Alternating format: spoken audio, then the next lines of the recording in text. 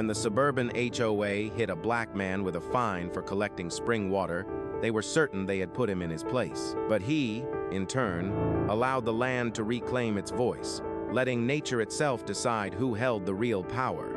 It all began with a letter, folded with precision. It was stamped with an air of authority and slid beneath Byron Leach's front door like a viper poised to strike. The envelope was emblazoned with the official seal of the Lakeshore Meadows Homeowners Association. It was a name that once sounded innocuous but now carried the weight of a threat. Byron stood there, still in his work boots, garden gloves on his hands, staring at it for several moments before tearing the seal. The paper inside was brief and cold. Every word was carved with bureaucratic indifference. You are hereby fined $1,200 for unauthorized water containment and aesthetic disruption. Please remove all barrels from view within 10 days to prevent further penalties. He read it a second time, nearly scoffing at the absurdity of it all. Unauthorized water containment, as if conserving rainwater were a federal offense, as if his blue plastic barrels, arranged neatly by the fence line, had somehow marred the fragile perfection of their manicured lawn and their identical beige fences. But Byron's amusement was short-lived, for at the bottom, a signature sat in perfect, flowing cursive. It was a name he had learned to dread seeing on any community notice. Gloria Penwell, HOA president. Byron heaved a deep sigh and leaned back against his porch rail, his gaze sweeping over his small but lovingly maintained backyard. He saw the rows of tomato plants, the peach tree he'd carefully tended since his wife passed, and the unmistakable glint of those spring water barrels. He'd filled each one from the creek behind his land. That creek wasn't city property, its water wasn't stolen, it belonged to nature, and he had simply been its caretaker. But to Gloria, the bylaws were sacred text. Later that evening, Byron's neighbor, Harold Denton, a retired truck driver with a thick southern drawl and a perpetually easy grin, moseyed on over. "Get one of these too?" Harold inquired, nodding at the letter in Byron's hand. Byron shook his head slowly. "No, just me this time." Harold frowned. "Figures. She's been looking for someone to make an example of." Byron didn't reply at first. He looked down at the parched earth, where the soil had cracked under the relentless heat of a long, dry spring. "I'm not hurting anyone," he finally said. "Just trying to keep the garden going without wasting tap water." Harold just shrugged. "You're right. But common sense doesn't mean much when folks like Gloria are running the show." That night, sleep wouldn't come for Byron. He sat at his kitchen table, the letter spread open beneath the stark overhead light. His cat, Mocha, purred softly beside him, completely unaware of the approaching storm. He thought of his late wife, Leah. He recalled how she used to joke that his true peace was found in dirt and sunlight. He thought of all the hours he'd spent digging, watering, and coaxing life from this soil through years of droughts and storms. And now, this. An accusation that he was in violation because his water barrels weren't the same monotonous beige as the fences. He stood up. He stepped outside into the night. The air was thick and humid, the kind that presses on your skin and makes it feel like the sky itself was holding its breath, waiting. Crickets sang from the darkness, and a faint gurgle rose from the creek, the very one that wound through the back of the neighborhood. Byron walked toward it, flashlight in hand, watching the slow trickle of water disappear into the thirsty ground, into the very drainage pipes the HOA had installed 2 years prior, another one of their glorious ideas. They had rerouted the natural stream into subterranean pipes, all so it wouldn't mar the pristine landscape, a decision that had desiccated a small wetland just beyond Byron's fence. It left behind a scar of cracked mud and brittle cattails. He'd never uttered a word about it, but the sight was a constant, silent reproach. Nature, he knew, was patient, but it possessed a long memory. As he watched the water seep through the metal grate, an idea began to form in his mind. It was quiet, steady, and utterly unshakable. If they wished to wage war against the natural order, so be it. But he would not be their soldier. He would simply offer a reminder of who the true landlord was. Byron extinguished his flashlight, his gaze fixed on the distant HOA sign. It was a faint beacon at the end of the street, illuminated by a lone streetlight, the very same sign that so proudly displayed Gloria's name. Her name presided over every community announcement. She wielded power, certainly, but it was not the kind that endures. He returned to the porch, folded the letter with deliberate care, and secured it beneath a smooth stone on his table. The night air was still, broken only by the gentle whisper of leaves and the slow, persistent murmur of the creek. Deep within him, something fundamental had shifted. It wasn't anger, nor was it defiance. It was pure, unyielding resolve. He would handle this, but not in the way they anticipated. You see, this was never merely a story about a man and a fine. It was about the inevitable breaking point when a quiet person is pushed one time too many. To most of the residents in Lakeshore Meadows, Byron Leach was the kind of neighbor you hardly ever noticed. This wasn't because he was dull, but because he never raised a fuss about anything. He maintained a neat lawn, an organized garage, and a temper that was always in check. You might spot him on early Saturday mornings, hunched over his garden in an old hat and a sun-bleached shirt. He would hum quietly to himself while pruning tomato vines or adjusting his sprinklers. Conflict was not something he ever sought. It never had been. Before settling here, Byron had dedicated 20 years of his life to the North Carolina Forestry Service, where he meticulously tracked soil health and vegetation patterns across the entire state. He had witnessed droughts, ravage farmlands, and floods obliterate entire neighborhoods. To him, water was never something to be squandered. It was life itself. After his wife, Leah, passed away 4 years ago, Byron had channeled that profound knowledge into a form of therapy. He constructed his garden from nothing, one seedling at a time. He often remarked that when you work to keep something alive, it, in turn, keeps you alive. That small patch of earth became his sanctuary, his rhythm, his very reason for being. So, when the drought took hold that spring, he felt no panic. He simply adapted.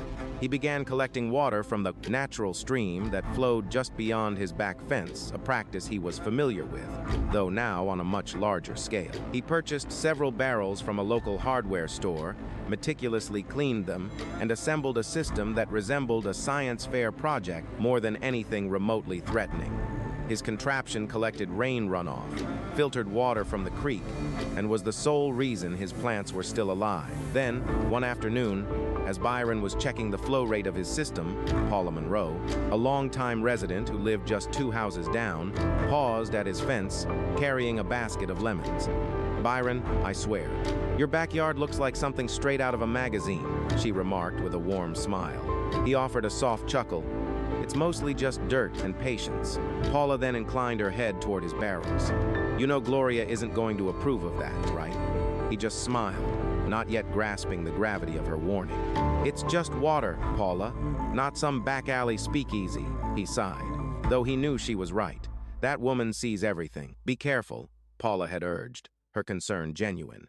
She had witnessed Gloria wage war over far less, like unapproved flower beds. She'd targeted an American flag that failed to meet HOA size specifications, even wind chimes accused of disturbing the peace.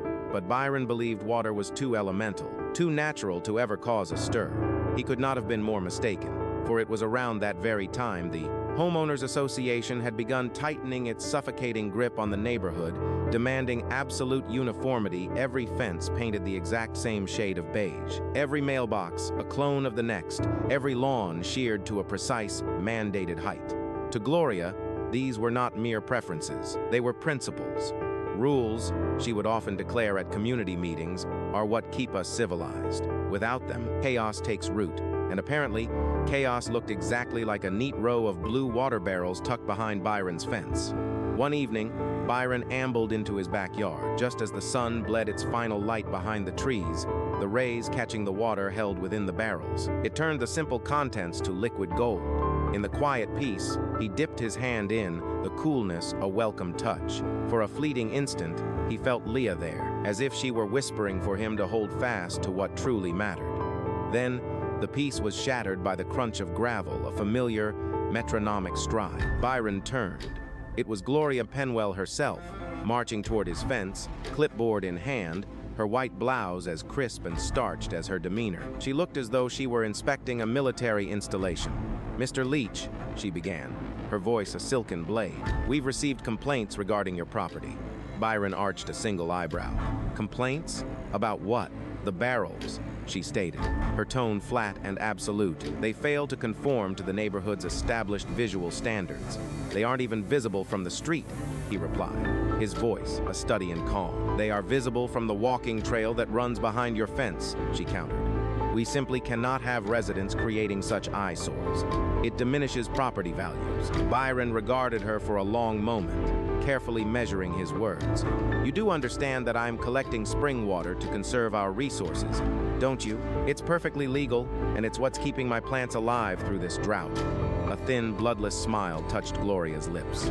We certainly appreciate your environmental concerns, Mr. Leach. However, community regulations apply to everyone, equally. His gaze fell to the clipboard in her hand. Equally, precisely, she affirmed, before turning on her heel and marching away. That word, equally, echoed in his mind long after she was gone, because in all his years there, he'd seen the rules bend and break for others. A neighbor had once erected a gazebo without a single permit. Another had painted their shutters a defiant, bright red. The HOA had conveniently turned a blind eye to both. But when Byron, one of the few black homeowners in the community, installed a handful of simple water barrels to protect his late wife's garden, it suddenly became a critical matter of standards. That night, Byron sat on his porch once more, his gaze fixed on the heavens. There were no clouds, not a single sign of rain. Only the incessant hiss of sprinklers quenching lawns that guzzled water from city pipes paid for by the very people who were now accusing him of breaking the rules. He knew, in that moment, this was never going to be a simple misunderstanding. But the thing about Byron was this: he never started a fight. He only ever finished them on his own terms. The official notice arrived precisely 3 days later. It was printed on heavy, imposing cardstock and delivered by hand, as if Gloria Penwell wanted to ensure Byron felt the physical weight of her authority. The HOA's crest sat smugly at the top, followed by a paragraph of legalese that framed his actions as nothing short of a public offense. He read it slowly, his jaw tightening with each passing word. They were past the point of fines now. This was a threat of legal action if he refused to comply. Within 7 days, Byron creased the letter, placed it on his kitchen table, and let out a sharp, frustrated sigh. Mocha, his cat, leaped onto the counter, her gaze unwavering, as if she could sense the storm of frustration brewing inside him. He stroked her fur absently, his mind racing in circles. He had meticulously followed the rules his entire life. He paid his dues, mowed his lawn every single week, never left his car on the street overnight, and never dared to cause a scene at meetings. And now, somehow, he was the one being painted as the villain. Later that afternoon, Byron resolved to walk to the HOA office. It was a sterile, repurposed corner of the clubhouse that smelled of lemon cleaner and fresh paint, where he found Gloria stationed behind the counter. She wore her usual, unflappable expression, her clipboard positioned neatly beside her, her pen lying in perfect parallel. "Ah, Mr. Leach," she announced without even looking up. "I was wondering when you might stop by." "I got your notice," Byron replied, his voice even. "I'd like to talk about it." She glanced up then, offering a smile that was polite but utterly devoid of warmth. "Of course. I assume this is regarding the water containment violation?" "It's not a violation," he stated firmly. He fought to keep his voice calm. "The barrels are on my property. They don't drain into city lines, and they are helping my plants survive. During a drought, some might even call that responsible, not disruptive." Gloria leaned back slightly, folding her hands together condescendingly. "Mr. Leach, our community maintains very specific standards for appearance. This is about harmony, about consistency. Your barrels, unfortunately, shatter that visual uniformity." A deep frown etched itself onto Byron's face. "So, if I paint them beige, everything is fine?" For a fleeting moment, Gloria was caught off guard by his sarcastic tone. "Well, technically, that would still require formal board approval." He let out a small, bitter laugh, shaking his head in disbelief. "Board approval for water? The rules protect everyone, Mr. Leach," she said, her calm facade cracking as her tone became clipped. "When we make exceptions, it creates problems. Except when it's for someone you like," he said quietly. Her eyes narrowed into slits. "I beg your pardon? I've seen the unapproved gazebo on Elm Drive," he pressed on. "I've seen the non-compliant red shutters on Bayleaf Court, still standing. But when it comes to me, you send letters, threats, and fines." Gloria straightened her blouse, her tone sharpening to a fine point. "If you are implying bias, Mr. Leach, I would strongly suggest you reconsider that accusation." "I'm not implying anything," he retorted, his voice low and steady. "I'm just stating the facts. The silence hung heavy in the air. For the first time, Gloria looked genuinely unsettled. She took a slow breath and said, "The rules are clear. You can appeal the fine if you wish, but those barrels must be removed by Friday." Byron didn't respond right away. He just looked at her, truly looked, and saw that the woman before him wasn't a villain by design. She was simply someone who believed that order was worth more than understanding, the kind of person who desperately needed control just to feel safe. "I'll handle it," he said at last. "Good," she replied, immediately returning to her papers, the matter already dismissed. "That's all we ask," but it wasn't. The HOA always asked for more. As Byron walked home, he could feel their eyes on him, noticing the subtle twitch of blinds and windows as he passed. The neighbors were watching. Some probably felt he'd brought this on himself. Others were simply terrified of being caught on the wrong side of Gloria's rules. When he got back, he sat on his porch with Harold, who had been waiting with 2 ice-cold sodas. "Didn't go well, huh?" Harold asked knowingly. Byron gave a short, humorless laugh. "You could certainly say that. She's demanding I remove the barrels or pay $12. Harold leaned in. "Are you going to let her win?" Byron just took a sip, his eyes fixed on the horizon. "Not her way," Harold studied him. "What exactly does that mean?" "It means," Byron stated, "she's playing by the book. But nature doesn't follow rules written on paper." A grin crept across Harold's face. "You're planning something, aren't you?" Byron offered a faint smile but gave no reply. The reality was, he hadn't yet decided on his course of action. But deep within him, a change was taking place, the kind of slow, deliberate shift that comes before a great storm. Over the following few days, Byron was served 2 more reminder letters. Each one was colder and more threatening than the last. On the 5th day, he awoke to see a small contingent of HOA volunteers. Dressed in reflective vests, they stood at the edge of his property, taking pictures and jotting down notes. Gloria was not with them, but her presence was unmistakable. It was in every sharp command they issued to one another. Byron stood by his window, observing, his garden appearing serene and peaceful. It was innocent, utterly undeserving of this level of scrutiny. It dawned on him then that this was never about rules. It was about power. Turning away from the window, he walked to his shed and began to brush the dust off his old forestry maps. The very kind he used to use when he studied the flow of waterways and the lay of the land. If Gloria craved control, he was about to show her what real command looked like. But before Byron could make his move, the neighborhood itself began to shift. Lines were being drawn, and people were choosing sides. Word travels with blinding speed in a community like Lakeshore Meadows, faster than the Post, faster than the truth. Within days, everyone knew about Byron's water scandal. Some whispered their sympathies over fences, while others avoided eye contact altogether, fearful of being seen as an ally. Byron had always detested gossip, but now he could feel it hanging in the air, drifting like pollen on the breeze. Even the morning joggers on the path behind his property line had altered their cadence, slowing to gawk at his barrels while pretending to tie their shoe. On Tuesday, Paula Monroe visited again, her face a mask of anxiety.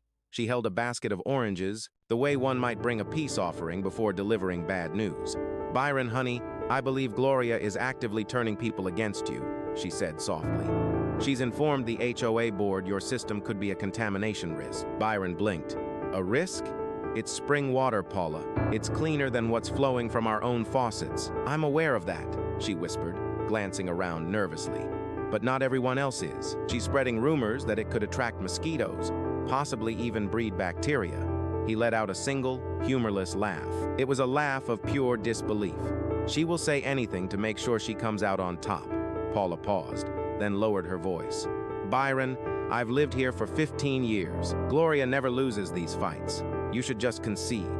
He interrupted her, causing a pained look to cross Paula's face. "Sometimes it's wiser to let things go." Byron shook his head. That's how people like her maintain their grip on everything. After she had gone, he stood in the yard for a very long time, watching the sun glint off the barrels. The water inside mirrored the sky, blue, tranquil, and pure. There was nothing threatening about it. That evening, as Byron repaired his irrigation line, a silver SUV pulled to a silent stop in front of his house. Dean Lovett, an HOA vice president, stepped out. He was a man who never spoke a word without weighing it carefully. "Evening, Mr. Leach. Dean said this while adjusting his cufflinks as if preparing for a press conference. Do you mind if I have a quick word? Of course, Byron replied, his tone making it clear this was no friendly invitation, as Dean offered a practiced, polite smile. We all genuinely respect your passion for conservation. We truly do.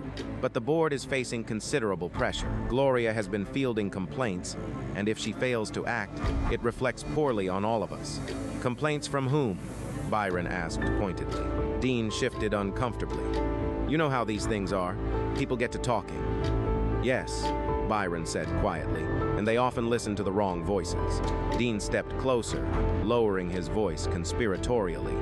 Off the record, you might consider just painting the barrels to match the fence. You know, to keep the peace. A faint, knowing smile touched Byron's lips. Peace is easily achieved when one side is always expected to surrender. Dean sighed. I am just trying to help you. I'm aware, Byron said, turning his attention back to his garden. And that is precisely what makes this so much worse. Dean stood there, momentarily defeated, before retreating to his SUV and driving off, leaving a small, unsettled cloud of dust in his wake. By that Friday, the HOA had posted an official notice on the community board near the mailboxes titled Water Collection System. It stated that all such systems must adhere to neighborhood guidelines and aesthetic standards. Non-compliance may result in legal action. They hadn't named Byron directly, but the target was unmistakable. That night, Harold came over, carrying a six-pack and a deep scowl. You saw the sign, I take it? He asked. Yeah, Byron confirmed quietly. I saw it. That woman has no soul, Harold muttered. Half of these people have weeds growing through cracks in their driveways. And she's worried about water? Byron chuckled without humor, shaking his head. She's worried about control. That's all it is, Harold agreed, leaning back. Are you going to fight it? Byron took a slow sip.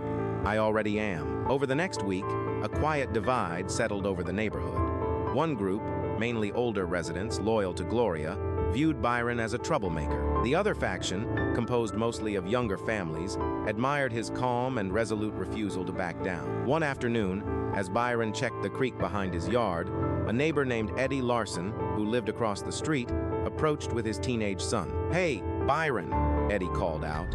I hear you're giving the HOA a real run for their money. Byron offered a faint smile. I'm just trying to keep my plants alive, Eddie grinned, understanding the subtext. I wish more folks around here would stand their ground like you. My wife says you're brave. I just think you're patient. Byron laughed warmly. You would be surprised how much patience it takes simply to ignore nonsense. They spoke for a while about the weather, about fishing, and about how desperately dry the soil had become that season. When Eddie and his son left, Byron felt something he hadn't felt in weeks, a sense of support, real and quiet. It wasn't from the loud talkers or the curtain watchers, but from people who simply understood. But Gloria was far from finished. That Sunday, during the HOA's monthly meeting, she addressed the situation directly. One particular resident, she began, her voice was measured and serious, has chosen to consciously disregard our regulations. We have been more than patient, but continued defiance threatens the very standards that keep our community harmonious. A few heads nodded in assent, and a handful of people clapped. Dean sat at her side, his expression a perfect blank slate.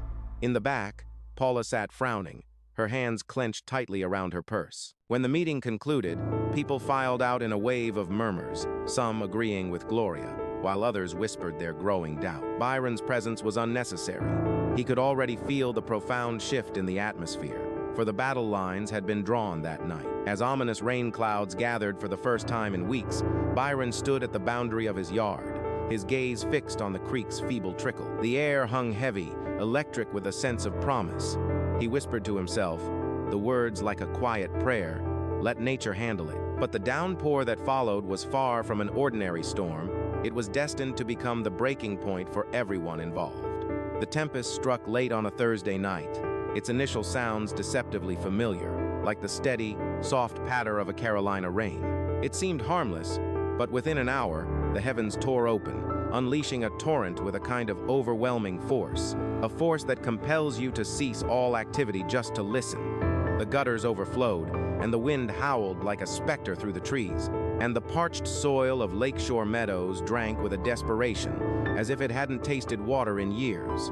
Byron sat by his window, the lights extinguished. He watched the curtains of rain sweep across his yard, his barrels filling with startling speed, their lids rattling as the water surged within. It should have felt like a victory, nature simply doing what it does best. Instead, it felt like an immense pressure building behind fragile glass. He knew precisely what was coming next. The following morning, he awoke to a glaringly bright orange notice taped firmly to his door. Final warning: non-compliance will result in legal action. The Homeowners Association was no longer waiting. They were advancing their position. He crumpled the paper in his hand, then paused, carefully straightening it out to read it once more. He wanted to ensure he understood every single word, not because he had any intention to obey, but because he needed to know exactly what line they foolishly believed they could draw. That afternoon, he walked to the creek, where the water level had risen several inches overnight. It was running with a renewed strength for the first time in ages. He crouched beside it, touching the powerful current with his fingertips. It felt alive. It felt right. As he stood, Harold joined him, umbrella in hand, his boots sinking deep into the mud. "Do you see this?" Harold said, his voice filled with awe. "That creek hasn't flowed with that kind of life since the county piped half of it underground." Byron nodded slowly. "She thinks she owns all of this." "Gloria?" Harold asked for confirmation. "Yeah," Byron replied, then pointed to the moving water. "But this doesn't answer to her." That night, the creek was an obsession he couldn't shake. He rummaged through his old forestry maps, tracing the water's original, ancient course from decades ago. The HOA's drainage pipes had diverted the natural flow. It was shunted away from its rightful bed, all to make the community's walking trails drier and the manicured lawns prettier. He stared at those lines on the map for hours until the epiphany struck him. The water wanted to go home. The next morning, Byron was up before sunrise. He walked to the edge of his property, shovel in hand, and began to dig, his movements small and patient, forming a shallow, deliberate channel. It curved gently, aiming toward the low ridge near his fence. This was not an act of sabotage, it was an act of restoration, guiding the water back to where it once ran, long before the HOA's interference. By midday, sweat drenched his back and the sun was high. The soil was damp and pliable. It was perfect for shaping. He worked in quiet concentration, stopping every few minutes to check the precise direction of the slope. Mocha meowed from the porch, as if inquiring about his strange project. He smiled faintly, just fixing what they broke. Paula saw him from across the street and came jogging over. "Byron, what in the world are you doing?" she asked, breathless. "Letting nature handle it," he stated simply. Her eyes widened in alarm.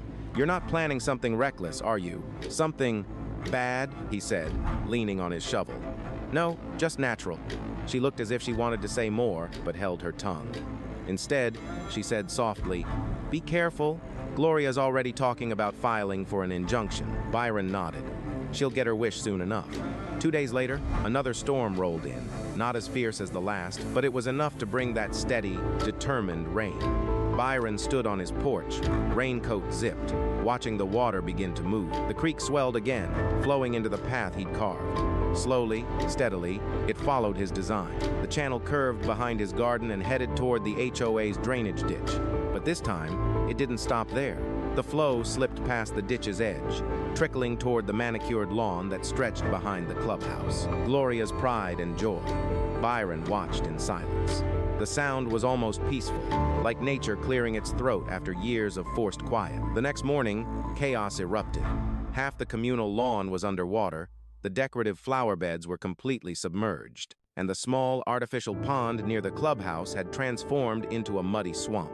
HOA members rushed out in ponchos, snapping photos, shouting orders, blaming the city, blaming the weather, anyone but themselves. Byron stood at the edge of his yard, sipping coffee, watching the scene from a distance. Harold joined him again, grinning. "You didn't," Harold said quietly. Byron didn't answer. "You did," Harold whispered, laughing under his breath. "Man, you really did it." Byron's expression remained calm. "I didn't do anything the rain wouldn't have done eventually." And that was true. The ridge he'd built hadn't forced anything. It had simply allowed the water to go where it always wanted to. By mid-afternoon, Gloria appeared. Her white blouse was soaked through, her hair pinned tight, a fury barely contained. She marched straight toward Byron's yard, her rain boots squishing with each step. "Mr. Leach," she barked, "did you tamper with the creek?" Byron looked up slowly. "Tamper? No, I just stopped blocking it. You caused damage to association property," she snapped. "I didn't cause anything," he said calmly. "I just let the creek run where it used to. Nature took care of the rest." Gloria's voice trembled with anger. "You will be held accountable for this." Byron set his coffee down. "I already have been. Remember the fine?" For a brief moment, even Gloria had no words. She turned sharply and stalked away, her boots splashing through the water. That night, the rain eased and the sky cleared. But the damage, or rather, the correction was done. The community lawn would take weeks to recover. The old pond, long dried out by the HOA's rerouting project, was full again. Ducks had already returned. Byron sat on his porch, smiling quietly, not with triumph, but with peace. But word of what happened spread faster than the flood itself. And by the next morning, the neighborhood wasn't just divided, it was at war. By Saturday morning, Lakeshore Meadows looked like a divided town. On one side were the loyalists, the ones who still believed Gloria Penwell's word was law. On the other side were the quiet sympathizers who'd had enough of the HOA's overreach, though they didn't all say it out loud. Yet, their quiet stares were deafening. Byron Leach was now the name whispered in every porch-side chat. His name echoed through morning dog walks and lit up every neighborhood group text. To some, he was a menace. To others, a savior. Either way, he had shattered the community's fragile peace, a transgression Gloria despised even more than her waterlogged lawn when she called an emergency board meeting. That very afternoon, she brandished her clipboard like a weapon, marching through the neighborhood with the grim determination of a general leading a charge. She wore that same pristine white blouse, her lips drawn into a line so thin it could have sliced steel. Byron, however, refused to attend, for he could already script the entire affair, a formal accusation, hollow threats of litigation, and another volley of intimidating letters. Instead, he passed the afternoon tracing the creek's new path, observing how the water had found its equilibrium after the storm. The channel he had carved was flawless, the earthen ridge he constructed stood firm, and the overflow had dispersed, perfectly balanced. It flowed across the lower terrain, exactly as the old maps had foretold. This wasn't destruction, it was restoration, until a sharp rap on his door shattered the quiet. It was Eddie Larson, the same neighbor who had preached patience and courage just a week prior, though now his own courage seemed to be failing him. "Byron," he began, his voice a nervous whisper, "Gloria is telling everyone she's filing a formal claim against you. For property damage?" Byron arched an eyebrow. The pond simply refilled. Eddie ran a hand through his hair, perplexed. "She's framing it as intentional flooding, claiming you deliberately rerouted the creek." A small smirk touched Byron's lips. "Well, she's not wrong about that part." Eddie's expression soured with worry. "Look, I'm on your side, but she's already swayed half the board. They're talking about a lawsuit." "Let them," Byron stated, his tone unwavering. "I have plenty of time." Eddie paused. "Do you have proof that what you did was actually legal?" Byron simply gestured to his kitchen table, where a collection of maps and official documents lay unfurled. "I have every property, line, and water flow record dating back to 1986. The county archives are indisputable." A slow smile spread across Eddie's face. "You planned this all along." Byron gave a slight shrug. "No, I just understood the land in a way she never could." After Eddie departed, Byron returned to the table. His eyes traced the old forestry maps where he had meticulously drawn lines, marked elevations, and chronicled every single alteration the HOA had forced upon the land. What Gloria failed to comprehend was that her own prized drainage project, the very one that had buried the creek underground, had directly violated the original county easement. She had, in fact, illegally disrupted a natural waterway without authorization. The sheer irony of it all drew a low chuckle from him. That night, he resolved to set his next plan into motion, not from vengeance, but from unshakable principle. He had no intention of battling Gloria in her bureaucratic arena of forms and fines. He would counter her with patience and undeniable proof. He reached out to an old colleague from his days in the forestry department, a renowned environmental specialist named Dr. Lionel Green. Lionel was now with a prominent watershed protection group based in Durham. "Lionel, it's Byron," he said, his voice steady. As the call connected, he continued, "I've stumbled into a situation I believe you'll appreciate." Lionel's laugh crackled over the line. "You mean another bureaucrat who believes they can outwit a force of nature?" "Exactly that," Byron confirmed. "Tell me everything," Lionel urged. Byron laid it all out. The ill-conceived drainage project, the punitive fines, and how the HOA had brazenly blocked the creek years before. As Byron spoke, Lionel's tone shifted, becoming grave. "Byron, that could be a clear violation of the Clean Water Act, depending on how they redirected that flow." Lionel continued, "If they altered a natural stream without securing an environmental permit, the liability falls squarely on the HOA, not on you." Byron settled back into his chair, a slow breath escaping his lips. "So, she was chasing a complete phantom," Lionel confirmed. "If you can forward the photos and maps, I'll file a preliminary review with the state. They don't take kindly to that sort of interference." A slow, knowing smile crept across Byron's face. "I appreciate it, my old friend."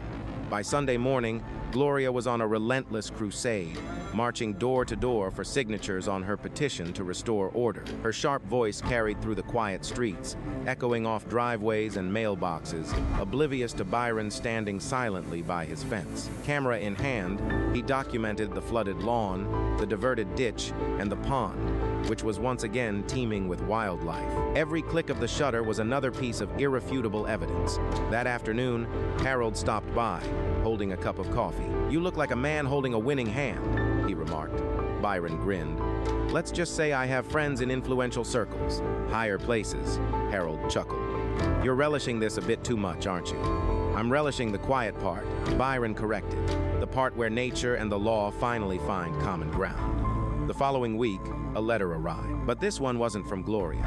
It bore the official seal of the North Carolina Department of Environmental Quality. It was formally addressed to the Lakeshore Meadows Homeowners Association, requesting all documentation pertaining to their drainage system, and, crucially, proof of environmental compliance. When Gloria opened it at the next HOA meeting, witnesses said the color drained from her face. Byron wasn't in attendance. He didn't need to be. He knew precisely what the letter contained. But even with the state now watching, Gloria was far from ready to concede, and the next move she made would turn the entire neighborhood against her. The letter from the Department of Environmental Quality struck Gloria Penwell like a physical blow. It didn't contain an outright accusation, but the carefully chosen words were enough to make her blood run cold. Potential violation of watershed modification ordinances. Those three words were venom to a woman like her. She had constructed her entire reputation on control, precision, and the unwavering application of rules. The thought that she might be the one in violation gnawed at her pride like rust-corroding steel. But instead of retreating, she went on the offensive. An emergency HOA meeting was called, this time strictly behind closed doors. Only board members received an invitation, though it seemed half the neighborhood found a reason to be lingering outside the clubhouse. They feigned walking their dogs or watering their lawns, all while straining to hear the conflict unfolding inside. Her voice, sharp and brittle, pierced the thin walls. "We cannot allow this man to undermine everything we've built. He has made a mockery of our community, and I will not stand for it." Dean Lovett chose that moment to speak, weighing each word as if he were disarming a bomb. Gloria, that letter from the state. Perhaps we should pause before this escalates further.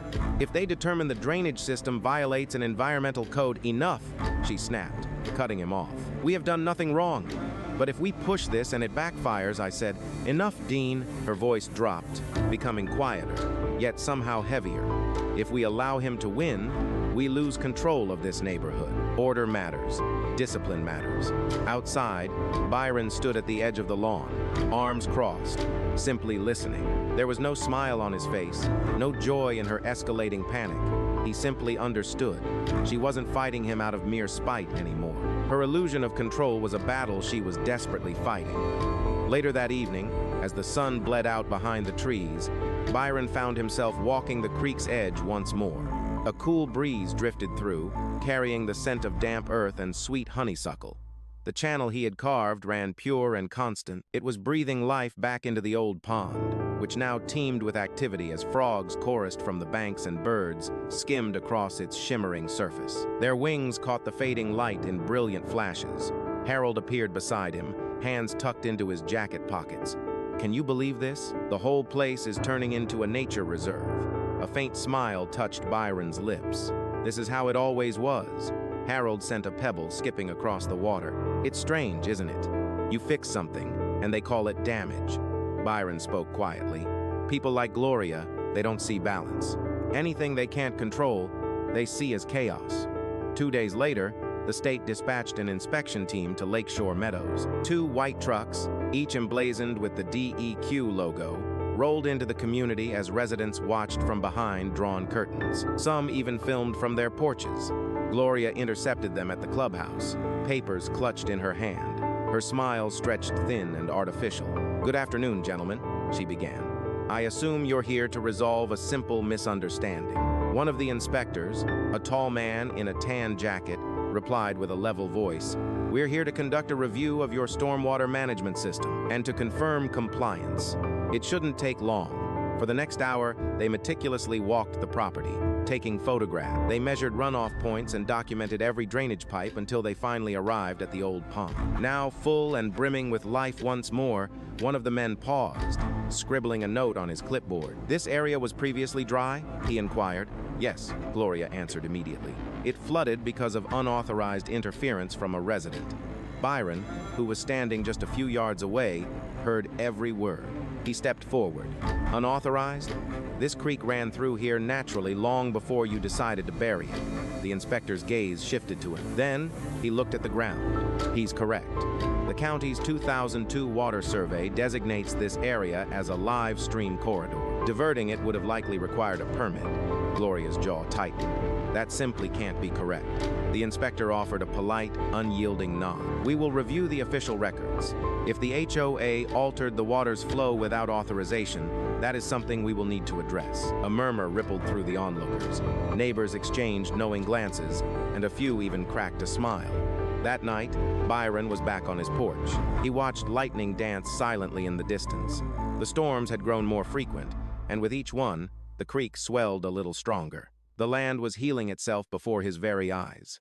Lawns that had drowned were already returning to a vibrant green, and the pond had transformed into a small sanctuary for life. This was no longer about revenge, it was about restoration. But for Gloria, that distinction was impossible to see. To her, every single raindrop was a bitter reminder of her lost control. So when another torrential downpour struck the following weekend, she finally snapped. Byron was jolted awake at dawn by the sound of shouting. He peered outside to see Gloria with 2 hired men. They were at the creek's edge, shovels in hand, furiously digging at the ridge he had built, trying to dam the water once more, piling dirt and stones into its path. Byron stormed out of his house, raincoat half-zipped. "What in the world do you think you're doing?" Gloria whipped around to face him, soaked to the bone but seething with fury. "I'm restoring order," she screamed. "You destroyed this property, and I am fixing it. That's not your land to fix," Byron stated firmly. "That part is mine, not when your actions damage community property," she retorted fiercely, but he simply gestured to the creek swirling around her boots. "You can't battle the water, Gloria. You can't possess it. It's going to follow its natural course." She paid him no mind, shouting at her crew to press on. But in that very moment, the makeshift ridge buckled. Under the immense pressure, water burst through the earthen dam, tearing it in two and flinging mud across the manicured lawn. One of the hired hands lost his footing, tumbling backward into the shallow current, a spectacle that drew out half the neighborhood. Cell phone cameras were raised, and whispers rippled through the crowd. Paula was there too, clutching her phone, her head shaking in disbelief. Byron remained silent.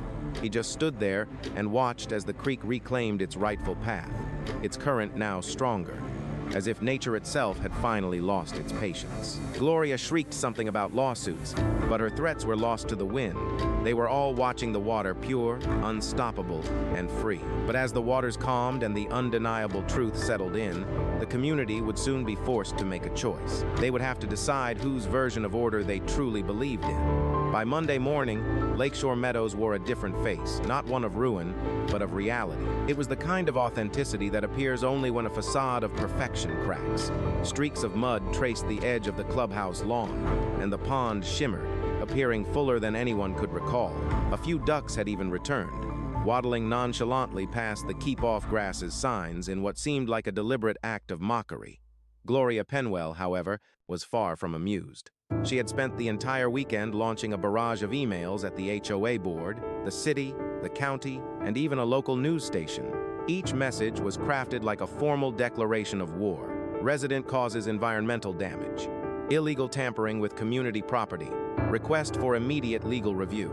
Yet, this time, no one rallied to her side. When the DEQ inspectors arrived for a follow-up, Byron remained at home. He had no need to witness it. He knew the truth would eventually surface, much like driftwood washing ashore after a storm. Instead, he sat in his kitchen with Harold, Paula, and Eddie, the three neighbors who had quietly supported him through the entire ordeal. Harold stirred sugar into his coffee and muttered, "You think she'll finally back down now?" Byron leaned back in his chair. "Gloria doesn't back down. She burns out." Paula sighed. "She called me last night, screaming about how property values are going to plummet. She said you've destroyed the neighborhood's image." A faint smile touched Byron's lips. "That's funny," I thought. A neighborhood was supposed to be about its people, not its paint color. Eddie chuckled. "I'll drink to that." Outside, the sun finally broke through the clouds, casting brilliant patches of light across the damp lawns. Children were out playing again, riding their bikes through the fresh puddles. For the first time in weeks, the air was filled with the sounds of life, laughter, splashes, and joyful motion. And then, the email arrived, the one that would change everything. Dean Lovett, the HOA's vice president, had forwarded Gloria's voluminous correspondence to the board, but he had accidentally sent it to the entire community mailing list. Every single homeowner in Lakeshore Meadows received it. Attached were all of her letters, her recordings, and a copy of the state's official inspection summary. And right there, in bold text, was the one line that brought everyone to a halt. The HOA's previous alterations to the natural stream appear to have violated county environmental standards. Immediate restoration is recommended. It wasn't a harsh accusation, merely a polite directive. But for Gloria, it was a death sentence. Almost instantly, Byron's phone began to ring. First, it was Paula, then Eddie, then a woman he hardly knew from 2 streets over. "Byron, they sent it to everyone," Paula said, her voice breathless. "Everyone knows now." "Knows what?" he asked, feigning ignorance. "That you were right all along." Later that day, as Byron took his customary walk along the creek, the very air seemed to have shed a great weight. A few neighbors offered waves from their porches, the same people who once averted their gaze. One man even brought his car to a halt just to call out a friendly hey. "I saw the email," the man said. "Guess you really showed them, huh?" A smile touched Byron's lips, but it was not one of triumph. "I didn't show anyone a thing," he replied. "Nature simply did its work." But back at the clubhouse, the atmosphere was anything but calm. Witnesses described Gloria pacing frantically near the board table, her voice shaking with rage as she confronted Dean. "You were supposed to have my back." "I did," Dean answered quietly, his words cutting through her anger, until this stopped being about the rules. "This neighborhood needs order, Dean," she shouted, her voice echoing. "Without it, everything will fall apart." He rose, calmly gathering his papers. Maybe it needs balance more than it needs order. That was the very last meeting Gloria would ever lead. 2 weeks later, she announced her resignation, citing health reasons, though the entire neighborhood knew the unspoken truth. The HOA elected new leadership, a quieter, less controlling, and more open board. Their very first change was a simple one. They officially approved rainwater collection systems for all residents, with the sole provision that they were safely sealed. When Harold heard the news, he nearly choked on his morning coffee. "They turned your rebellion into a regulation," he said, bursting into laughter. Byron grinned back. "I guess we finally found some common ground." The weeks that followed were marked by a profound peace. The neighborhood began to heal itself. People started planting again wildflowers, native shrubs, and young fruit trees. The pond transformed into a cherished gathering spot, drawing children and retirees alike on warm evenings. Byron would often sit by its edge, Mocha curled on his lap, watching the sunset shimmer across the water's surface. Yet, even in this tranquility, reminders of the fight lingered. One afternoon, a delivery driver pulled up, handed Byron a package, and asked, "Hey, aren't you that guy from the HOA video?" Byron looked at him, completely baffled. "What video?" "Someone uploaded footage from that day," the driver explained, "when the water broke through the ridge. It's all over social media. People are calling it the day nature won." Byron let out a soft laugh. He had never sought any kind of fame. All he had ever wanted was fairness. That evening, he clicked the link, and there he was, standing calmly in the pouring rain. While Gloria's frantic yelling could be heard from the other side of the creek, the caption read, "He didn't fight her. He just let nature balance the books." Byron closed his laptop, a faint smile on his face, and whispered to himself, "I guess that's one way to put it." Outside, the wind sent ripples across the pond. The same ducks floated lazily near the reeds. Everything felt steady once more, not perfect, but honest. But Byron's quiet victory was far from the end. The story was about to spill far beyond lakeshore meadows, igniting debates that would reach well beyond his small patch of land. The video didn't just go viral, it detonated. Within 3 days, the day nature won had amassed hundreds of thousands of views across TikTok, Facebook, and even local news channels. Clips of Byron, standing calm and composed in the rain, circulated under headlines like, "Man outsmarts HOA using nature's law," and "When rules go too far." At first, Byron had no idea just how massive it had become. It was Paula's call the next morning that shattered his ignorance. "Byron, you're on Channel 9, she exclaimed, her voice a mix of laughter and panic. "What?" he muttered, still caught in the fog of sleep. "Turn on your TV." And there he was on the screen, a still image of him, standing beside the flooded lawn. The news anchor detailed the story, captioning it, "Local resident challenges HOA over water rights." It was framed as a modern-day civil rights battle, delving into the complexities of property disputes and environmental laws. They even highlighted how the state's investigation had turned against the very association that penalized him. Byron shook his head, whispering, "I never wanted any of this." Paula's tone softened. "You may not have, but people needed to see this." By midday, his phone was already flooded with messages from reporters. Environmental organizations began tagging him on social media, hailing his stance as a victory for ecological justice, while a handful of legal scholars started to weigh in. They debated the very legality of HOAs nationwide, having the authority to control natural resources on private property. But the praise wasn't universal.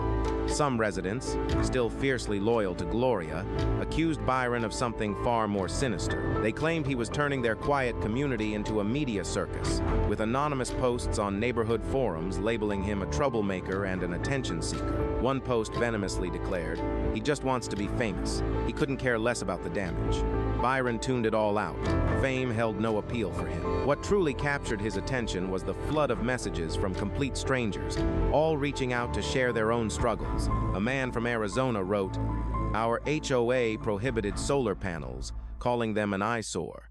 You've given me the courage to fight back." A woman in Florida sent a message. "They fined me for planting native flowers. Thank you for proving it's right to stand your ground." It was then that the truth dawned on Byron. This was never just about water. It was about people who were tired of being told that conformity was the same as community. Later that week, a journalist from the Raleigh Observer, Melissa Truitt, arrived to interview him. She was a young reporter, possessed of a quiet demeanor and an old-fashioned tape recorder, and she joined Byron on his porch. With her notebook open, she began, "Mr. Leach, you've become a symbol of sorts. People have started calling you the man who let nature fight back." He offered a soft chuckle. "Symbol is a rather grand word for a man who simply dug a trench. But you made a point," Melissa countered. "A simple one, perhaps, but it resonated deeply with people. That sometimes, nature's wisdom surpasses our regulations." Byron gazed out at his pond, watching the sunlight dance across the water's surface. "We've forgotten how to listen," he mused. "Everything is about control now, perfectly straight lines, immaculate lawns, everything in uniform color. Nature isn't like that. It's chaotic, it's unpredictable, but it always finds its own equilibrium." Melissa offered a faint smile. "You sound like a philosopher." Just a man who spent enough time outdoors to notice, he replied. When her article was published 2 days later, it portrayed Byron not as some defiant rebel, but as a pragmatist, a man who had simply made a quiet stand for common sense. The headline read, "One man's backyard battle ignites a larger question: who truly owns nature?" After that, the story exploded onto the national stage. Morning talk shows debated it, environmental blogs dissected it, and even law professors began to argue its legal implications. Byron's quiet defiance had transformed into a mirror, reflecting a widespread frustration with systems that prioritize uniformity over genuine understanding. Gloria, in the meantime, vanished from the public eye. Rumors circulated that she had sold her home and relocated to a different community, somewhere outside Greensboro, it was said. No one could verify the story, but then again, few even tried. Her absence felt like a collective sigh of relief, a quiet calm that settled over every cul-de-sac. One evening, Harold joined Byron by the pond once more, casually tossing breadcrumbs to the ducks. "Did you ever imagine it would grow to this scale?" Harold mused. Byron simply shook his head. "That was never the plan. All I wanted was to keep my garden alive. It's strange how the smallest beginnings can end up transforming everything," Harold observed. Byron offered a faint smile. "I suppose the smallest things always do. That's the very essence of nature." They lapsed into a comfortable silence, the kind that feels full rather than empty. The sky was a canvas of orange and pink, its reflection shimmering on the water's surface like liquid glass. In that quiet moment, Byron understood the conflict was never truly about him and Gloria. It was a symptom of something far deeper. It was the eternal struggle between control and coexistence, between humanity's need for order and nature's silent, unyielding demand for freedom. And perhaps, he mused, that was the lesson everyone needed to learn. But before the world could forget, Byron had one final thought to share, a last reflection to remind them all how the most simple acts can hold the most profound meaning. Several weeks passed. Once the media frenzy had subsided and the headlines had moved on to the next fleeting outrage, Byron Leach found himself alone by the pond once more. The water still mirrored the light of the setting sun, and the cicadas provided a humming, distant chorus. Their rhythm was a steady, familiar pulse, and for the first time in months, the neighborhood was truly quiet. It was a silence that felt as though it had been earned. He settled into the same old chair Leah used to bring out for their summer picnics. Mocha was curled at his feet, her tail twitching with lazy contentment. The air carried the scent of damp earth and sweet honeysuckle. The nearby creek murmured, alive and untamed, charting its own course exactly as it pleased. He closed his eyes for a second. The only sounds were the flowing water and the whisper of leaves. It no longer sounded like an act of defiance. It sounded like peace. A light knock on the fence drew him from his reverie. It was Paula Monroe, holding 2 glasses of iced tea. "Figured you could use one of these," she offered with a warm smile. Byron grinned back. "You just enjoy being on the winning side." She gave a soft laugh. "Oh, please. Does anyone ever truly win against an HOA?" They sat together for a time. They sipped their tea in a companionable silence until Paula finally spoke. "You know, I believe people needed this. Not the conflict," she clarified, "but the reminder it brought." "What reminder would that be?" Byron asked gently. "That rules are meant to protect us, not to put us in cages," she replied. "You weren't fighting for a creek, Byron. You were fighting for common sense." He smiled at that, recognizing the truth in her words. Later that evening, Byron decided on one last stroll through the neighborhood.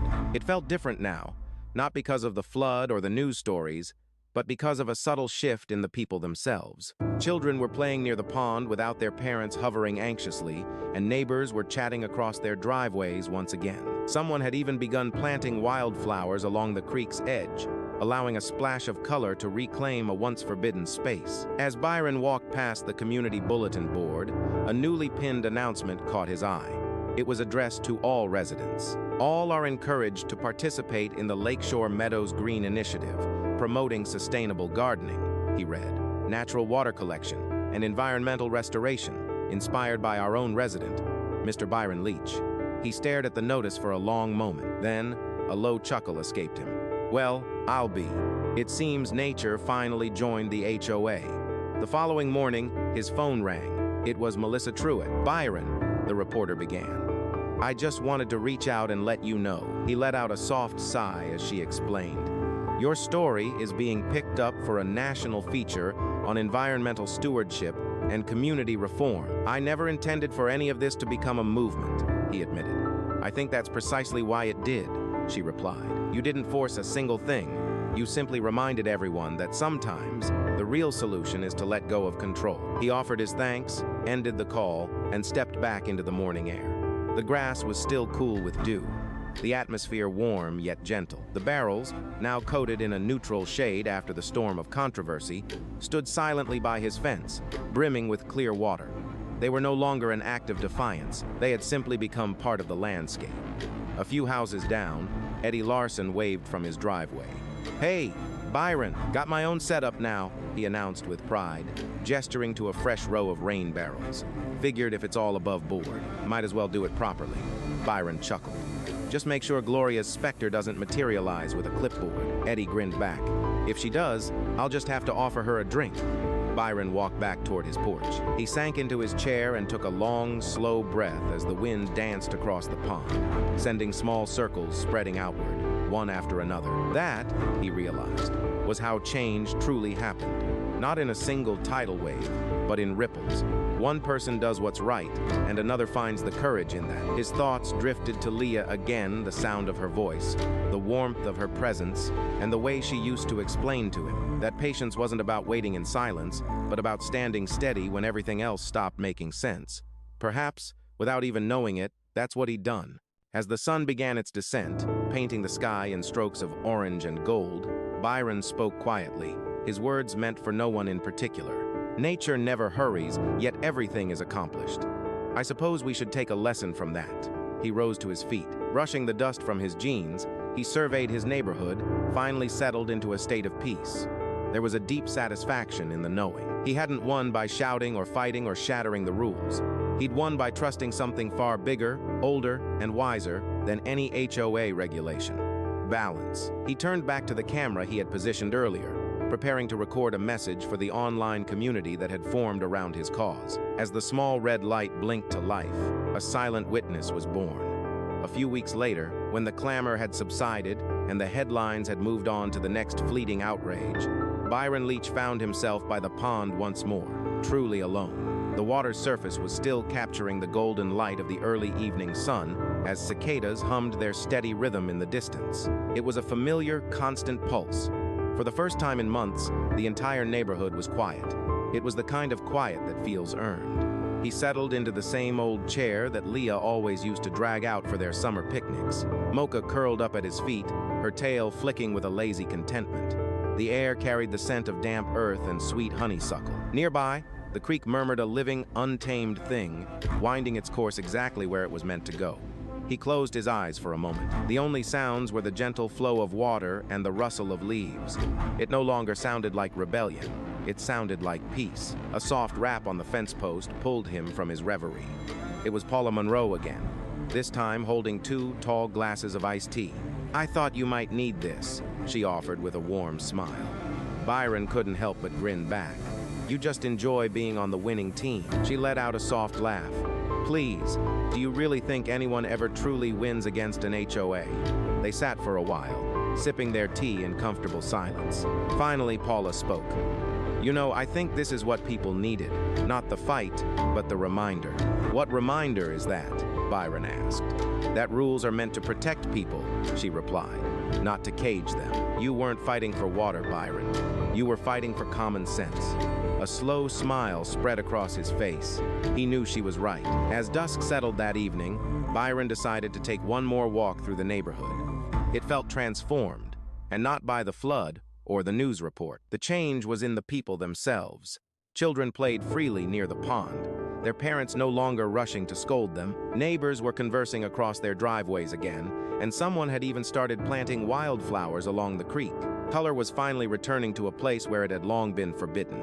As Byron passed the community board, a new announcement caught his eye. "Residents are encouraged to participate in the Lakeshore Meadows Green Initiative," it read, "promoting sustainable gardening, natural water collection, and environmental restoration, inspired by local resident Mr. Byron Leach." He stared at the notice for a long moment, then let out a low chuckle. Well, I guess nature finally joined the HOA. The following morning, he received a call from Melissa Truitt, the reporter who had covered his story. "Byron, I just wanted to let you know," she said. "Your story is being included in a national feature about environmental responsibility and community reform." He sighed softly. "I never intended for this to become a movement. I think that's precisely why it works," she replied. "You didn't force a thing. You just reminded people that sometimes letting go of control is the real solution." He thanked her, ended the call, and stepped outside once more. The grass was still damp with morning dew, the air warm and gentle. The barrels, now painted a neutral shade after all the chaos, stood quietly by his fence, brimming with clear water. They were no longer symbols of defiance. They were simply part of the landscape. A few houses down, Eddie Larson waved from his driveway. "Hey, Byron, got my own setup now," he called out, proudly pointing to a row of new rain barrels. "Figured if it's legal now, might as well do it right." Byron laughed. "Just make sure Gloria's ghost doesn't show up with a clipboard." Eddie grinned. "If she does, I'll offer her a drink." Byron walked back toward his porch, sat down, and took a slow, deep breath. The wind danced across the pond, sending small circles spreading outward, one after another. That was the nature of change. He realized not a sudden wave, but a series of ripples.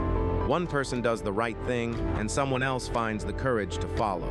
His thoughts drifted to Leah, to the memory of her voice, her warmth. He remembered how she used to tell him that patience wasn't about waiting quietly, but about standing steady when everything else stopped making sense. Perhaps that's what he had done, without ever realizing it. As the sun began to set, painting the sky in hues of orange and gold, Byron spoke softly, to no one in particular. "Nature never hurries, yet everything is accomplished. I suppose we should, too." He stood up, dusted off his jeans, and surveyed his neighborhood, which was finally at peace. There was a profound satisfaction in knowing he hadn't won by yelling or fighting or breaking rules.